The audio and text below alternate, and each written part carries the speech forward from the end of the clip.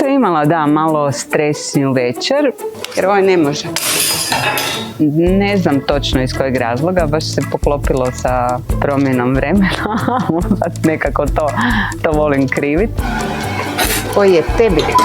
Jer inače nije problem, bilo je malo više ljudi koji inače mogu odraditi bez problema, ali malo sam zakomplicirala jelovnik.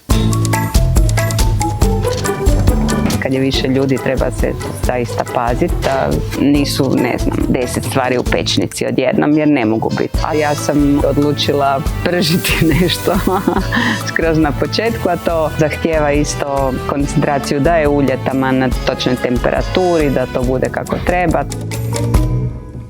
Primjećujem da je meni kuhanje manje stresno sad kad imam puno više iskustva i kad mogu intervenirati u svakom trenutku nešto što pođe krivo. Pogotovo još u profesionalnim kuhinjama kad imaš i to nekako zadano vrijeme u kojem moraš ispoštovati